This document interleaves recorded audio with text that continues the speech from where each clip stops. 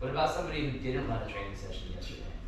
I think that it was also very good to see how everybody else had their approach to coaching, because I was able to like kind of see things that I liked, and I'm like, maybe I'll try that when I run my own session, or things that maybe other people that like the feedback wasn't too good on, and I'm like, oh, I do that too. Maybe I need to cut that out too. So it was good to just kind of see different people do their thing. Well, and the mark of like really good teachers and really good coaches is that you have the ability to steal other people's things and make it your own. You know, pass it off as if that was you, and you tweak little things based off of your personality, based off of the kids that you work with and your environments and all that kind of stuff.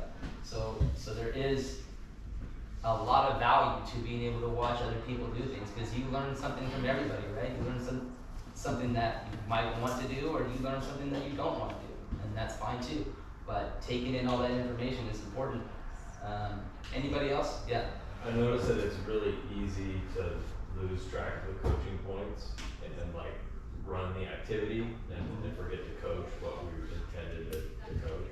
So definitely that was easy to observe and harder to change personally. But yeah, I feel like we had that conversation a little bit yesterday too. It's like we get ourselves sometimes in these types of environments, and it feels like you guys are just running a training session or just running an activity, right? And yesterday I heard a lot of like repetitive types of phrases.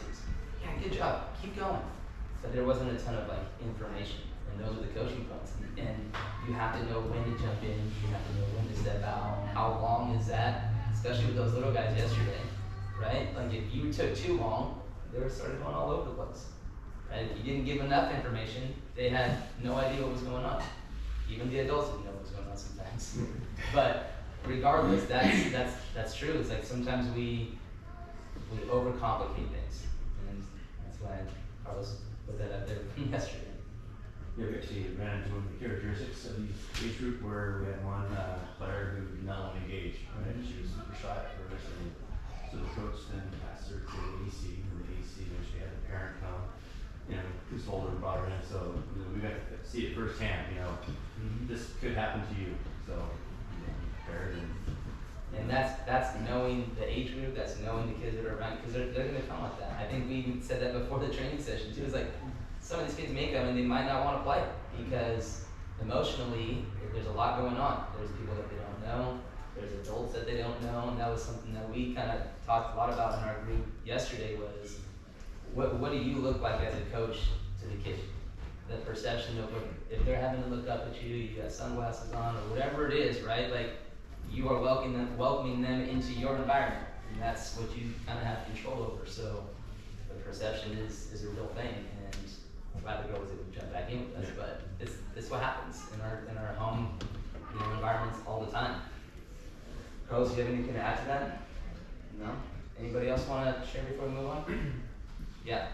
One of the big things that I noticed because I was assisting is like I saw like some moments where like I could have probably stepped in and assisted more, so the training session would have run a lot smoother. But sometimes because of like other coaches' egos, like you don't want to overstep and allow them to make the mistake and then probably just let them know after practice. Right. Yeah, I mean, as the coach, you're the one that's it's hard to manage that age group because there's little squirrels. They're running around all over the place. We all know that, right? And so that goes into your planning. What does the plan look like? Because if I can't organize the environment and they're all over the place and I can't control the group, then it's going to be very difficult to get information to them. Right? They're not really going to grasp a whole lot if they're rolling around or pass on the other side of the field. But those are the types of things that do happen. So,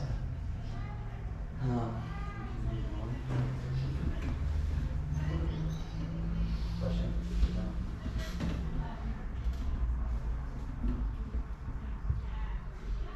No. Okay, so understanding the principles in player actions, desired behaviors.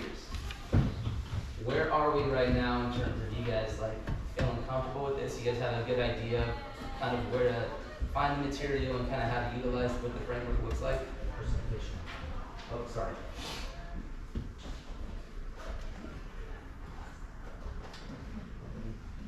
Okay. This is was the attacking one that we kind of covered yesterday, so we should have a pretty good idea in terms of what this looks like from an offensive standpoint, right? We're working on defending today for our sessions. So, when we do not have the ball, we want to prevent opponent from playing forward and regain ball as high up the field as possible through compact hits and pressing. That's basically our like definition of what we want to do defensively in terms of our team action, right? And so we just look at the objectives, look at the main principles, creating a defensive shape, build pressure on the ball, right? Deny the finish. As you guys go through your training sessions today and we go through the process of organizing all this kind of stuff, just think about what you want that common thread to look like through your training session. Because that's where the coaching points are going to come from, right? And so we just really want to make sure that you guys have a very clear understanding of what some of these player actions look like. Because yesterday when we were talking about some of our coaching points, that's directly related to what we were talking about, right, from an offensive standpoint. There was times where we didn't really define some of the terms that we were using. I heard a lot of us talking about driving at somebody. Drive. And I don't know if the kids ever really understood what that meant to them. Like, what does that action actually mean? And those are things that you really have to break down when you're working with some of the younger players. To us, it sounds like, oh, it makes sense. We're adults, we understand we play the game, we've had our own experiences. So for them, they need that vocabulary to connect to actual things that they're going to be able to accomplish. And that is just us being able to define that within our training session. Giving them those tools. I mean, if anybody's ever worked in the education world, it's like you have to develop a word bank, a vocabulary that they understand, because those are the cues that will then determine what their behaviors are going to look like, right? So, and we did it one time yesterday where someone said freeze, and then they just restarted the whole activity, and then later on said something else, and that was supposed to be the same. They wanted the same response, but the kids were confused because it was two different words that we were using. And so if we're gonna use all these things as actions that we would like for them to accomplish and execute, then they have to have a pretty clear understanding of what that means. Okay? And that's gonna be through the way that we interact with them as coaches and how we've been doing that. Modeling, right? Direct instruction, maybe guided questioning. Those are some of the things that are gonna allow them to connect those actions to what we are expecting them to. Does anyone have any questions about that? No? Carlos, do you want to add to that? So, process to create an activity. What are the variables that define a player's experience? If you think about it right now, we're working with U7, U8s, right?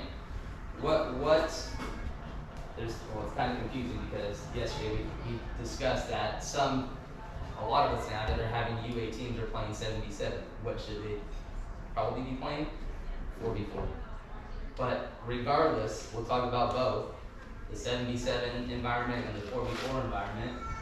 What are the variables that really create that experience that you guys can feel? Wasn't this on one of the slides the other day where it was like physical, emotional, social, are those the... Well, just think about the environment when you walk into an environment. The field says. What else? The fun factor? The fun factor. Yeah, I would say